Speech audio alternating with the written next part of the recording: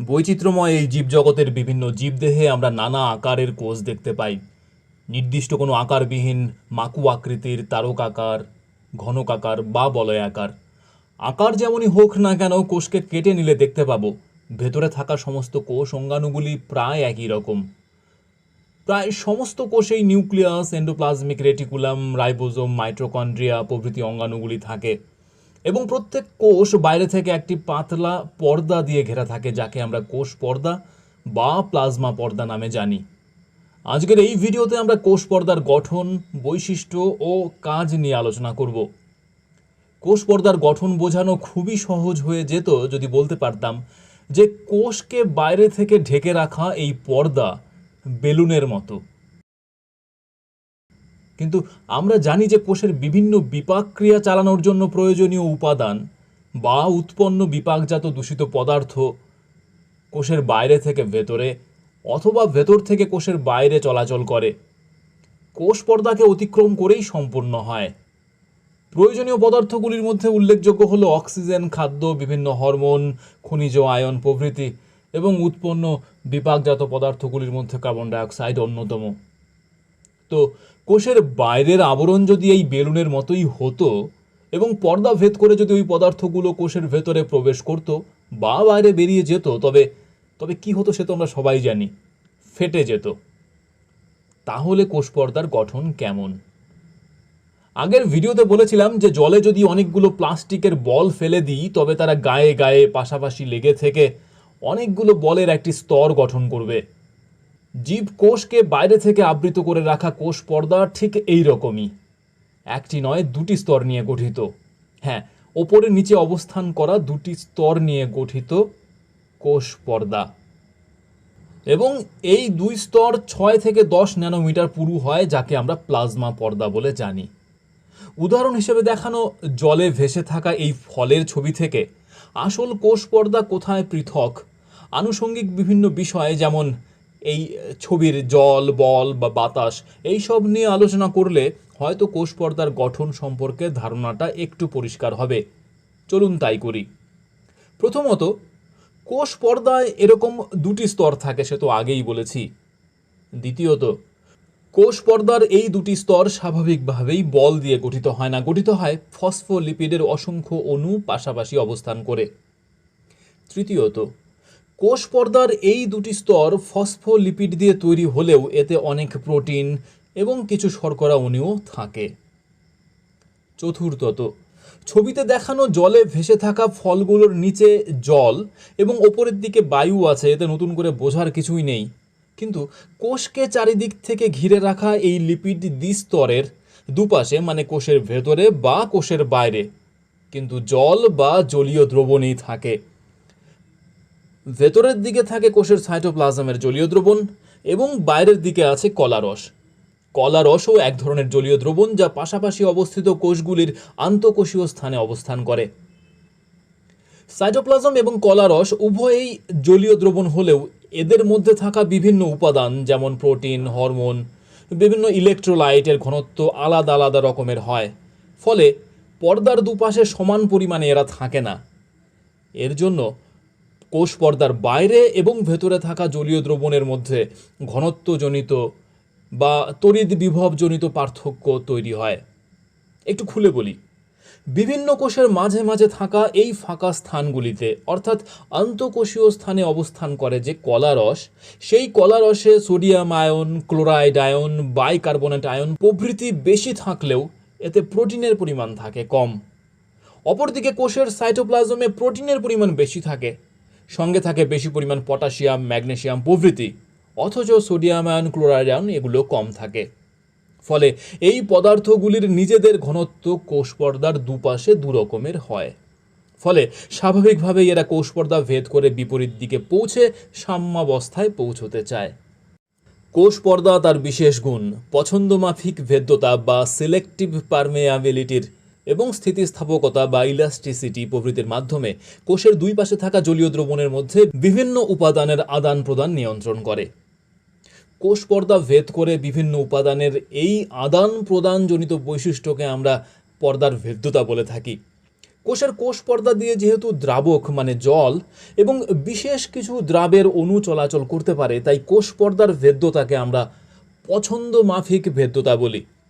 যাই হোক, আমরা জানলাম যে কোষ পর্দা উভয় দিকে থাকা জলীয় দ্রবণের মধ্যে ভাসমান অবস্থায় থাকা একটি আবরণ। ধীরে ধীরে কোষ পর্দার গঠনের যে চিত্র এখন আমাদের মনে ফুটে উঠছে, সেই মডেলটি দিয়েছিলেন বিজ্ঞানী সিঙ্গার ও নিকলসন 1972 খ্রিস্টাব্দে। এই মডেলটিকে আমরা কোষ পর্দার ফ্লুইড মোজাইক মডেল বলে জানি।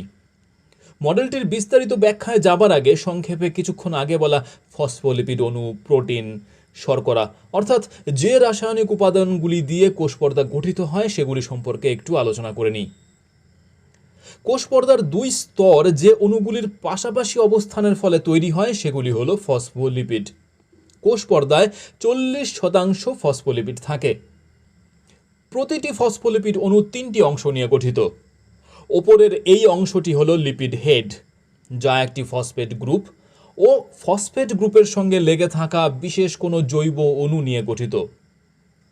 ফসফেট গ্রুপ আমরা জানি ঋণাত্মক তড়িৎ আধান সম্পন্ন বা নেগেটিভলি চার্জড অর্থাৎ পোলার, এবং ফসফেট তার নিজস্ব ইলেকট্রোনেগেটিভিটির জন্য খুব সহজেই জলের সাথে হাইড্রোজেন বন্ধনী দ্বারা যুক্ত হতে পারে। সুতরাং বলা যায় ফসফোলিপিডের এই প্রান্তটি বা হেড প্রান্তটি জলকে ভালোবাসে এবং জলাকর্ষী বা হাইড্রোফিলিক, এবং ফসফেটের সঙ্গে জৈব অণু হিসেবে কোলিন বা ইথানোল, অ্যামাইন বা সেরিন যুক্ত থাকতে পারে। যুক্ত থাকা জৈব অণুর উপস্থিতির উপর নির্ভর করে ফসফোলিপিডগুলি বিভিন্ন রকম হতে পারে, যেমন ফসফাটিডাইল কোলিন, ফসফাটিডাইল ইথানলোমাইন প্রভৃতি। যাই হোক, পোলার হাইড্রোফিলিক এই ফসফেট হেড অংশটি ফসফোডাইএস্টার বন্ধনীর সাহায্যে যুক্ত থাকে মাঝের অংশ, দ্বিতীয় অংশ গ্লিসারলের সাথে। এই গ্লিসারল আবার নিচের অংশ, যাকে আমরা লিপিড টেইল বলি, তার সাথে এস্টার গঠনের মাধ্যমে যুক্ত থাকে। অ্যালকোহল ও অ্যাসিডের বিক্রিয়ায় তৈরি হয় এস্টার, আমরা জানি। সুতরাং বুঝতেই পারছেন, গ্লিসারল নামে এই অ্যালকোহলের সঙ্গে যুক্ত নিচের লিপিড টেইল অংশটি হলো ফ্যাটি অ্যাসিড। দুটি দীর্ঘ কার্বন শৃঙ্খল যুক্ত ফ্যাটি অ্যাসিড। ফ্যাটি অ্যাসিডগুলো সম্পৃক্ত বা শুধু এক বন্ধনীযুক্ত অথবা অসম্পৃক্ত মানে এক বা একাধিক দ্বিবন্ধনীযুক্ত উভয় ধরনেরই হতে পারে। যাই হোক, গ্লিসারলের সঙ্গে ফ্যাটি অ্যাসিড এস্টার গঠন করে অবস্থান করায় লিপিড টেইল অংশটি নিস্তরিত হয় বা নন পোলার হয়। ফলে এরা জলের সঙ্গে যুক্ত তো হতে পারেই না, বরং জল থেকে দূরে থাকতে চায়। অর্থাৎ নন পোলার হওয়ার সাথে সাথে এই লিপিড টেইল অংশটি হাইড্রোফিলিক বা জল বিকর্ষীয় হয়। অর্থাৎ আমরা জানলাম প্রতিটি ফসফোলিপিড অণুর এক প্রান্ত হাইড্রোফিলিক পোলার প্রান্ত, যারা জলকে ভালোবাসে, এবং অপর প্রান্ত জলের থেকে দূরে থাকতে চায় বা হাইড্রোফোবিক নন পোলার প্রান্ত। একই অণুর মধ্যে পোলার এবং নন পোলার এই দুটি প্রান্তই অবস্থান করায় ফসফোলিপিড অণুগুলিকে আমরা অ্যাম্ফিপ্যাথিক অণুও বলে থাকি। এবার ধরুন, এই রকম অ্যাম্ফিপ্যাথিক অসংখ্য ফসফোলিপিড অণুকে যদি আমরা জলে বা জলীয় দ্রবণে ফেলে দিই তবে কি হবে? দেখা যাবে ফসফোলিপিড অণুর জল ভালোবাসে যে হাইড্রোফিলিক প্রান্তগুলি অর্থাৎ ফসফেট হেড প্রান্তগুলি, তারা খুব তাড়াতাড়ি স্বতঃস্ফূর্তভাবে জলের অণুর সঙ্গে হাইড্রোজেন বন্ধনী তৈরি করে ফেলবে এবং পাশাপাশি অবস্থান করে সেই জলে ভেসে থাকা ফলের মতো স্তর গঠন করবে। তবে একটি নয়, দুটি স্তর গঠন করে, একটি উপরের দিকে এবং একটি নিচের দিকে। এক পাশে কলা রসের জলের সঙ্গে এক পাশে সাইটোপ্লাজমের জলের সঙ্গে হাইড্রোজেন বন্ধনী গঠন করে ওপরে এবং নিচে দুটি স্তর গঠন করবে। কিন্তু অ্যাম্ফিপ্যাথিক অণুর জলকে ভয় পায় যে হাইড্রোফোবিক প্রান্তগুলি, তারা পালিয়ে কোথায় যাবে? কোথাও যেতে হয় না। ভালো করে লক্ষ্য করে দেখুন, লিপিড হেডগুলি উভয় দিকেই জলের সঙ্গে হাইড্রোজেন বন্ড দ্বারা যুক্ত হয়ে তাদের মাঝে একটি প্রায় জলহীন ফাঁকা জায়গা তৈরি করেছে। ফসফোলিপিডের জলকে ভয় পায় যে হাইড্রোফোবিক প্রান্তগুলি, সেগুলি নিশ্চিন্তে ওই ফাঁকা জায়গায় জলের থেকে দূরে পরস্পরের দিকে মুখ করে অবস্থান করে। যাই হোক, ফসফোলিপিড ছাড়াও আমরা জানি যে কোষ পর্দায় প্রোটিন থাকে, পরিমাণে প্রায় 50 থেকে 60%। এই দ্বিস্তরে প্রোটিনগুলি 3 রকম জায়গায় থাকতে পারে। দ্বিপর্দার মাঝে যেখানে লিপিড টেইলগুলি থাকে, কোষ পর্দার বাইরে মানে কলা রসের দিকে, এবং কোষ পর্দার ভেতরে বা সাইটোপ্লাজমের দিকে। এদের মধ্যে ফসফোলিপিডের দ্বিস্তরের মধ্যে গুজে থাকা প্রোটিনগুলিকে আমরা অন্তঃস্থ প্রোটিন বা ইংরেজিতে ইন্টিগ্রাল প্রোটিন বা ইন্ট্রিনসিক প্রোটিন বলে থাকি। এই অন্তঃস্থ প্রোটিনগুলি জলে অদ্রাব্য হয় এবং এরা ফসফোলিপিডের লিপিড টেইলের সঙ্গে দৃঢ়ভাবে যুক্ত থাকে। লিপিড টেইলের সঙ্গে দৃঢ়ভাবে যুক্ত থাকে যে অংশটি অন্তঃস্থ প্রোটিনের, সেই অংশটিও লিপিড টেইলের মতো নন পোলারই হয়, কারণ আমরা জানি পোলার অণুর সঙ্গে পোলার অণু থাকে। অন্তঃস্থ প্রোটিনের মাঝের অংশ নন পোলার হলে পরেও বাইরের দিকের অংশগুলো কিন্তু পোলারই হয়। যেহেতু পোলার এবং নন পোলার অংশ উভয়ই অন্তঃস্থ প্রোটিনে দেখা যায়, তাই ফসফোলিপিডের মতো অন্তঃস্থ প্রোটিনগুলিও অ্যাম্ফিপ্যাথিক হয়। অ্যাম্ফিপ্যাথিক এই অন্তঃস্থ প্রোটিনগুলি কোষ পর্দায় থেকে নানা রকম কাজ করে। যেমন, যে অন্তঃস্থ প্রোটিনগুলি কোষের বাইরে থেকে কোষের ভেতর পর্যন্ত বিস্তৃত থাকে, এরা কোষের ভেতরে বাইরে বিভিন্ন পদার্থের বাহক বা ক্যারিয়ার প্রোটিন হিসেবে কাজ করে।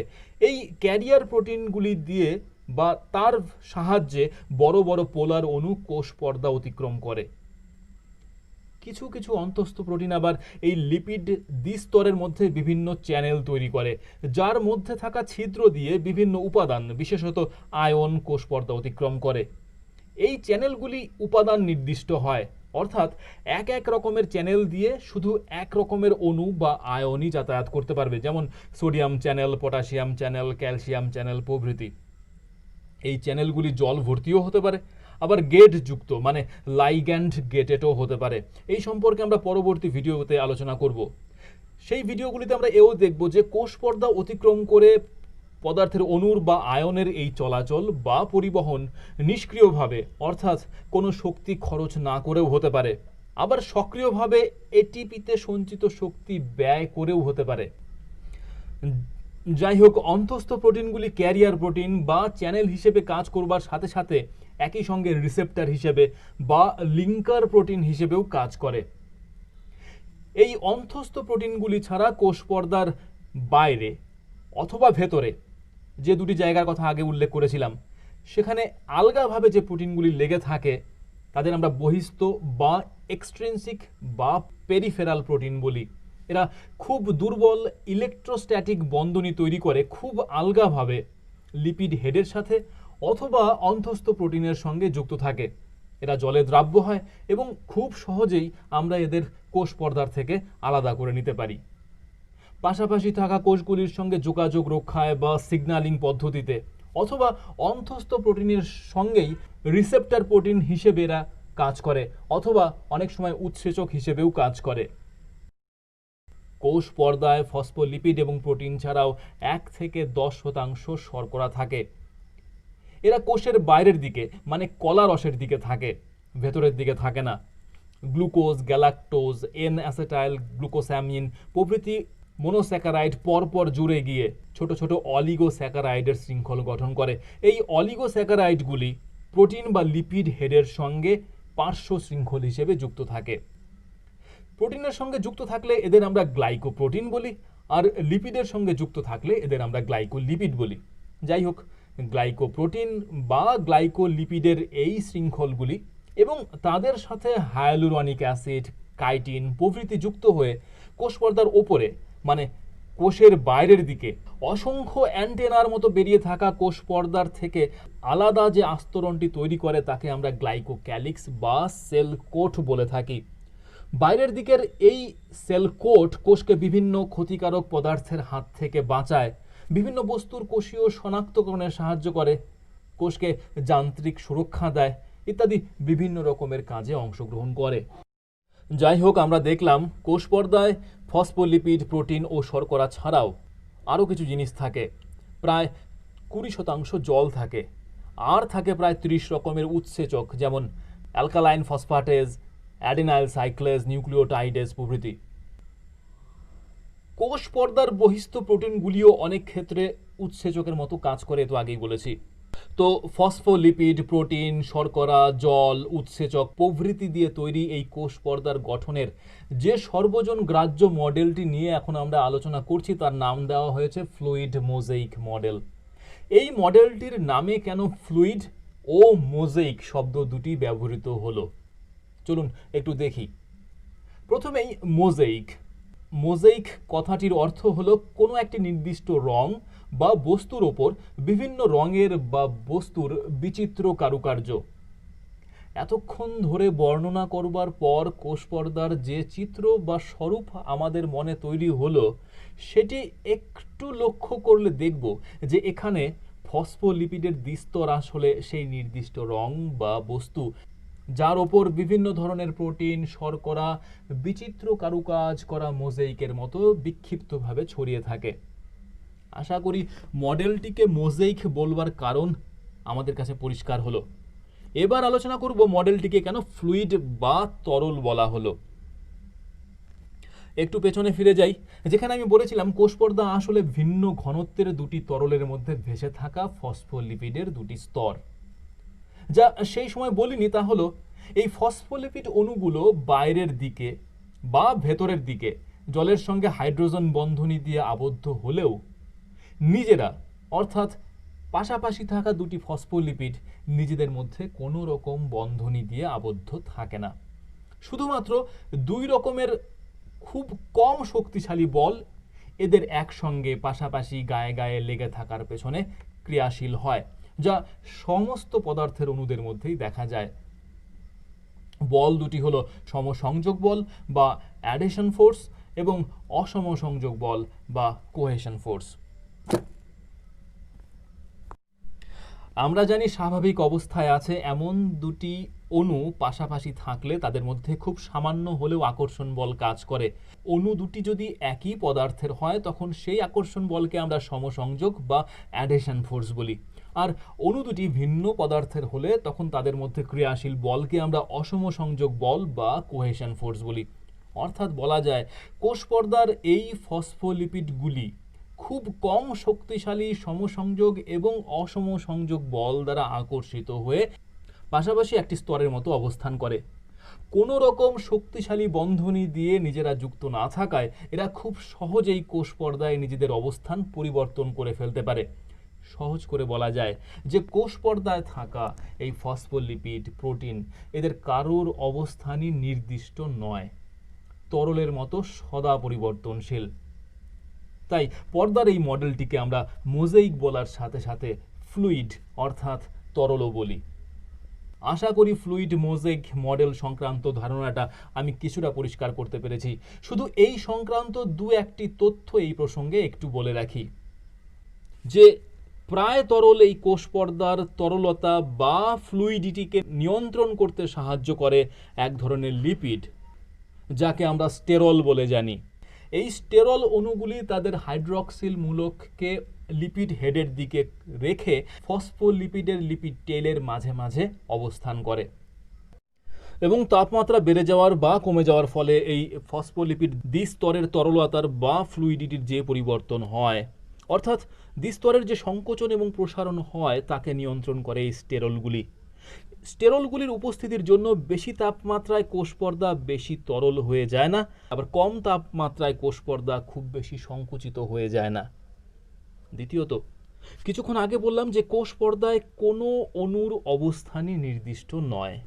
যেমন অন্তঃস্থ প্রোটিনগুলি দুধের ওপরে ভেসে থাকা ক্রিমের মতো যে কোনো দিকে ইচ্ছে মতো ঘুরে বেড়াতে পারে, আবার ফসফোলিপিড অণুগুলিও দ্বিস্তরের যে কোনো স্তরে যে কোনো দিকে স্থান পরিবর্তন করতে পারে। যেমন ফসফোলিপিডের কোনো অণু যে স্তরে অবস্থান করছে সেই স্তরেরই যে কোনো দিকে সরে যেতে পারে। এই ধরনের স্থান পরিবর্তনকে আমরা সরল রৈখিক বা রেক্টিলিনিয়ার মোশন বলি। আবার ফসফোলিপিডগুলো এক স্তর থেকে আরেক স্তরেও স্থান পরিবর্তন করতে পারে। ফসফোলিপিডের এই ধরনের স্থান পরিবর্তনকে আমরা ফ্লিপ ফ্লপ মোশন বলে থাকি। আগেই বলেছি কোষ পর্দা কোষের ভেতরে থাকা প্রোটোপ্লাজমকে বাইরের থেকে ঢেকে রাখে এবং বাইরের আঘাত থেকে ভেতরের অঙ্গাণুগুলিকে রক্ষা করে। ভিডিওটি শুরু করেছিলাম কোষের বিভিন্ন ধরনের আকারের কথা উল্লেখ করে। আমরা জানি মায়োসিন এবং টিউবিউলিন প্রোটিন দিয়ে তৈরি হয় কোষের ভেতরের অন্তঃকঙ্কাল বা সাইটোস্কেলেটন, যা কোষকে তার নির্দিষ্ট আকার প্রদান করে।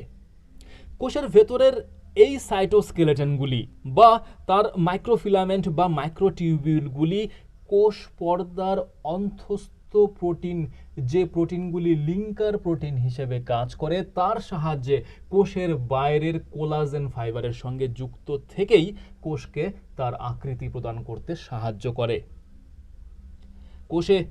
কোষ পর্দার মতোই একই ধরনের পর্দা দিয়ে ঘেরা বিভিন্ন কোষ অঙ্গাণু, যেমন mitochondria, Golgi body, endoplasmic reticulum প্রভৃতিও দেখা যায়।